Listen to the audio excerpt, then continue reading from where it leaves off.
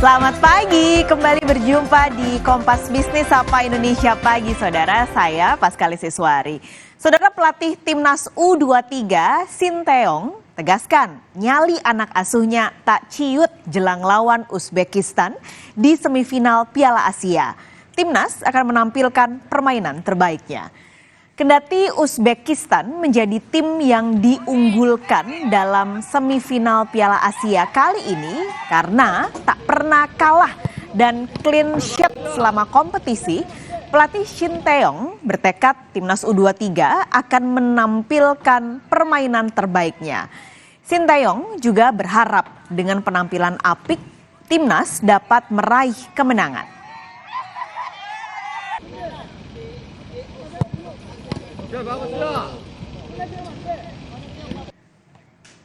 저기까지 가면서 이겨서 지금 뭐 선수들은 상당히 자신감이 붙어 있고요. 우즈벡 경기를 요 앞전 사우디랑 하는 경기를 직접 가서 눈을 보면서 상당히 좋은 팀이다. 그리고 연령대 대표를 거치면서 원래 우즈벡이 좋은 팀이다 보니까 그런 경기나 모든 면에서 험잡을 데 없이 잘해줬던 경기였고 4강에서는 뭐 쉬운 경기가 아니지만 우리 또한 지금 선수들 남대로 잘 만들어져 있기 때문에 한번 멋진 경기 한번 해보고 싶습니다. Tiket nonton laga semifinal Piala Asia U23 antara Indonesia dan Uzbekistan ludes terjual alias sold out, Saudara. Digelar di Stadion Abdullah bin Khalifa, venue ini berkapasitas 10.000 penonton. Dari aplikasi resmi penjualan tiket, Haya Tukatar, pembeli sudah tidak bisa lagi mengklik pilihan beli untuk pertandingan Indonesia-Uzbekistan. Nah, kondisinya berbeda jika pembeli memilih pertandingan Jepang-Irak yang masih bisa diklik. Meski tak bisa memastikan supporter mana yang jadi pembeli terbanyak, namun kalau kita berkaca dari pertandingan sebelumnya, laga Indonesia selalu dipenuhi supporter Indonesia.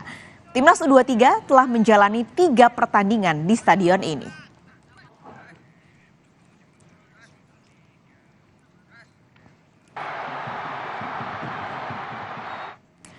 Indonesia sebenarnya bisa dibilang jadi kuda hitam di Piala Asia Qatar tahun ini, Saudara. Sama sekali nggak diunggulin, kini Indonesia bisa masuk ke 4 negara yang akan bersaing di semifinal Piala Asia. Wajar ketika Indonesia tidak diunggulkan, karena dari sisi peringkat FIFA misalnya, Indonesia termasuk nomor bontot banget di antara negara-negara lain yang bertanding. Kita akan lihat datanya mulai dari peringkat FIFA yang sebelah sini, Saudara.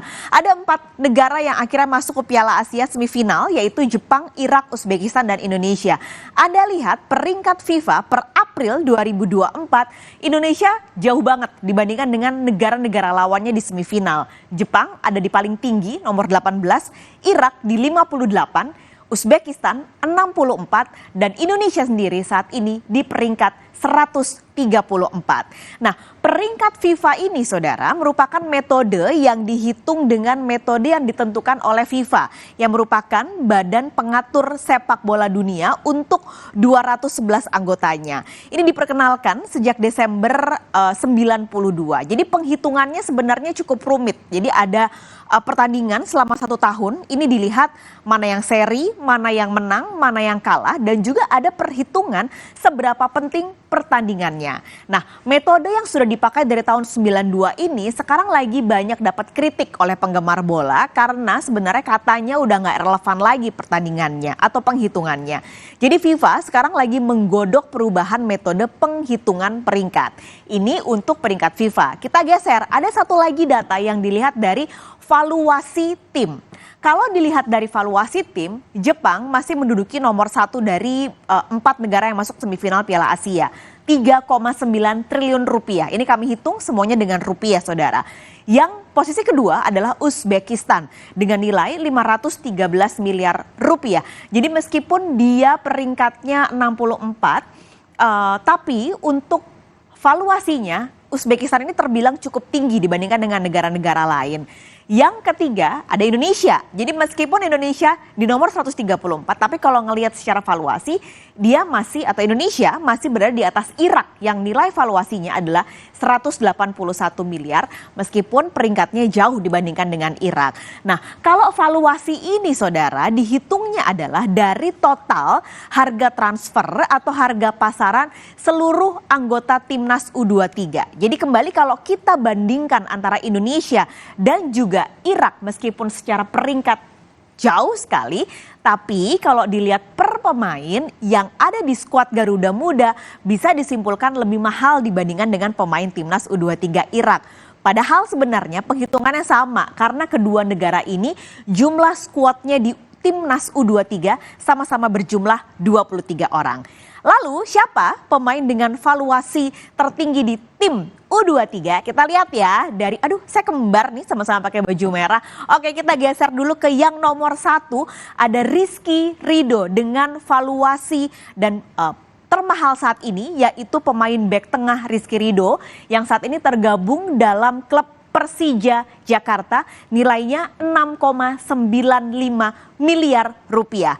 Nomor 2 ada bek kiri dari tim U23 Nathan Choa Aon dari tim Heerenveen dengan nilai pasarnya adalah 6,08 miliar rupiah. Ini posisi kedua. Nah, posisi ketiga ada gelandang tengah Ivar Jenner, nilainya adalah 5,21 miliar rupiah. Saat ini Ivar Jenner memperkuat tim Utrecht 21.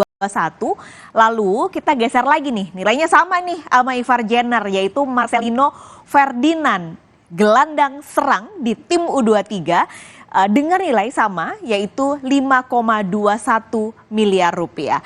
Selanjutnya ada yang nilainya sama juga yaitu di posisi 5 dan juga 6 ada Bagas Kava dan juga Ramadan Sananta yang nilai pasarnya saudara sama-sama 4,78 miliar rupiah. Kalau Bagas Kava saat ini menjadi pemain bek kanan dan memperkuat tim lokal Barito Putra, sementara Ramadan Sananta saat ini memperkuat Persis Solo. Kalau kita lihat dari 6 pemain yang saat ini menjadi 6 pemain termahal di tim U23, ini imbang ya antara ada 3 pemain yang memang memperkuat tim lokal Indonesia, tapi ada juga 3 pemain yang saat ini memperkuat skuad asing. Artinya kalau kita lihat secara 6 besar saja, harusnya bisa dibilang kalau pemain lokal Indonesia ini nggak kalah dengan mereka yang berlaga di tim asing. Tapi kalau kita lihat secara perbandingan nih, secara total di 23 pemain U23, pemain yang bergabung di tim asing atau yang ada di luar Indonesia sebenarnya komposisinya terbilang lebih kecil dibandingkan dengan timnas senior, yaitu 26% dari total pemain U23. Kalau kita bicara soal pemain, soal Indonesia masuk semifinal Piala Asia, yang nggak boleh dilupakan adalah yang juga nggak bisa kita lepaskan, ini pelatihnya, yaitu yang saat ini memegang timnas, Sinteyong, yang ternyata Indonesia cuma punya 2 pelatih saja saudara yang berhasil bertahan di atas 5 tahun melatih timnas secara berturut-turut dalam 5 tahun.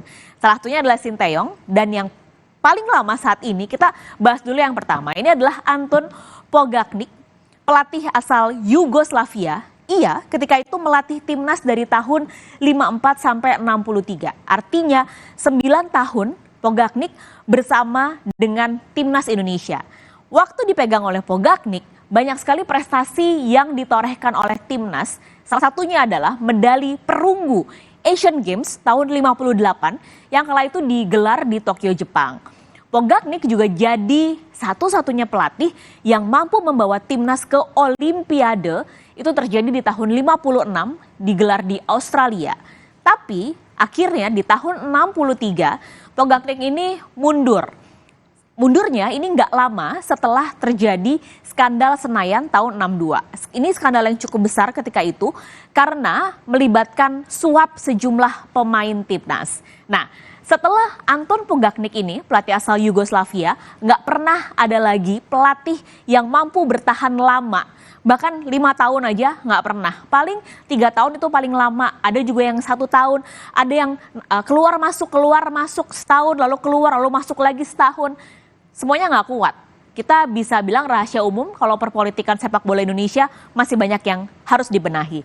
Lalu akhirnya muncullah nih Coach Nim Sinteyong yang kalau dilihat waktunya dari pertama dikontrak 2019 sampai sekarang, artinya Sinteyong sudah 5 tahun bersama dengan timnas. Tapi PSSI sudah secara resmi bilang kalau Sinteyong ini diperpanjang kontraknya hingga tahun 2027. Artinya kalau lancar saudara, maka Sinteyong akan melatih timnas selama 8 tahun. Dan nanti kalau Indonesia berhasil lolos ke Olimpiade, artinya ini juga jadi bukti kalau pelatih yang bertahan lama dan ada rencana jangka panjang dengan timnas akan jauh lebih efektif untuk membentuk timnas menjadi tim yang lebih solid dan juga kuat. Lalu apa saja yang akan jadi hadiah Piala Asia tahun ini saudara? Pertama, yang sudah pasti nggak bisa dinilai dengan uang adalah kita lihat tiket Olimpiade Paris 2024. Kalau Indonesia berhasil, maka Indonesia akan jadi satu-satunya wakil Asia Tenggara yang akan berlaga di kancah Olimpiade. Indonesia sendiri sebenarnya tercatat di Piala Asia ini sudah 5 kali berpartisipasi sejak pertama kali digelar tahun 2013. Lalu saudara, hadiah kedua adalah trofi asli dari Piala Asia, tapi ini sifatnya hanya dipinjamkan saja, nanti akan dikembalikan dan tukar dengan trofi replika, lalu medali, dan yang terakhir adalah uang tunai. Tapi besaran soal uang tunai ini belum secara resmi diumumkan oleh pihak AFC. Tapi kalau kita lihat dari 2023 Piala Asia, tim yang kalah di semifinal ini mendapat $1 juta, lalu runner up $3 juta, sementara pemenang mendapat $5 juta. Tapi sekali lagi, uang pasti nggak penting saat ini. Kita berdoa bersama-sama tiket Olimpiade bisa dipegang oleh Indonesia.